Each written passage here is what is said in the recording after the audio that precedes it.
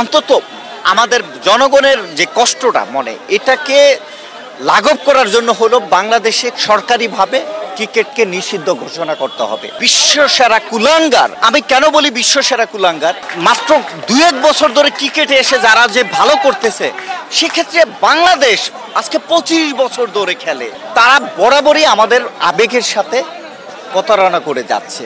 এই বাংলাদেশ নিয়ে আপনি আগামী 100 বছরও কোনো স্বপ্ন দেখতে পারবেন না। তো ভালোবাসি দেশকে আর দেশের টিমকে, কিন্তু প্রত্যেকবারই ওরা আমাদেরকে হতাশ করে। একটু আমাদের সেন্টিমেন্টটাকে একটু দেখতেই পারে। আমরা প্রতিবার ভাবি যে এবার ইনশাল্লাহ আমরা ঘুরে দাঁড়াবো, আমরা আসলে ঘুরে দাঁড়াই না। বাংলাদেশের খেলা আমি এক মিনিটও মিস করি না কোনো সময়। টয়লেটে গিয়েও খেলা দেখি মোবাইল দিয়ে।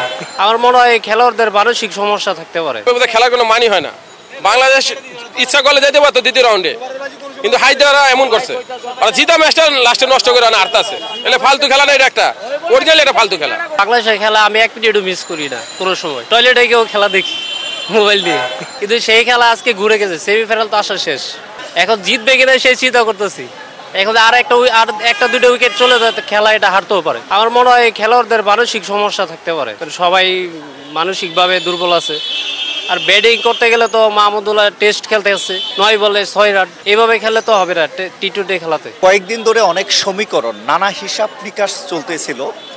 তো সকল সমীকরণ হিসাব নিকাশ হলেও আমাদের মনে একটা ভয় ছিল, শঙ্কা ছিল যে না, এগুলো পার করে বাংলাদেশ সেমিফাইনালে খেলবে বা সুযোগ হবে, সেটা আমরা ভাবতে পারি নাই। কিন্তু সকালে যখন ঘুম থেকে উঠে স্বপ্নের মতো মনে হলো, নিজেকে চিমটি দিলাম যে আসলে কি যেটা হয়েছে, যে বাংলাদেশের বোলিং দাপুটে নৈপুণ্যে আবারও একটা 100% নিশ্চিত সেমিফাইনালে যাওয়ার মতো ম্যাচ তৈরি করে দিয়েছিল আমাদের বোলাররা। বরাবরই আমাদের সেই বিশ্বসেরা কুলাঙ্গার, আমি কেন বলি বিশ্বসেরা কুলাঙ্গার, আপনি দেখেন নেপাল, কানাডা, আমেরিকা সহ পৃথিবীর যেই মাত্র 2-1 বছর ধরে ক্রিকেটে এসে যারা যে ভালো করতেছে সেক্ষেত্রে বাংলাদেশ আজকে 25 বছর ধরে খেলে, যেখানে সাকিব আল হাসানের মতো বিশ্বসেরারা আছে, যেখানে আরো বিশ্বসেরা ব্যাটার আছে, এত পরীক্ষিত অভিজ্ঞ একটা টিম, তারা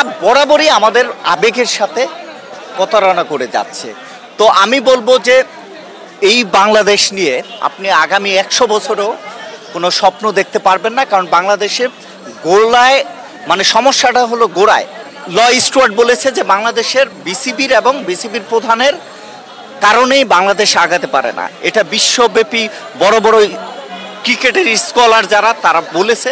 সুতরাং আমাদের এই ভোটকে ভেঙে সাজাতে হবে, ভোটের যে পাপনদার যে রাজত্ব, এখানে পতন ঘটাতে হবে, এবং সর্বোপরি এই অন্তত আমাদের জনগণের যে কষ্টটা মনে এটাকে লাঘব করার জন্য হলো বাংলাদেশে কিছু সময়ের জন্য সরকারিভাবে ক্রিকেটকে নিষিদ্ধ ঘোষণা করতে হবে। এটা আমার একজন ক্রিকেটের ফ্যান হিসেবে আমার দাবি, বাংলাদেশে ক্রিকেট নিষিদ্ধ করা হোক। তো ভালোবাসি দেশকে আর দেশের টিমকে, কিন্তু প্রত্যেকবারই ওরা আমাদেরকে হতাশ করে। একটু আমাদের সেন্টিমেন্টটাকে একটু দেখতেই পারে।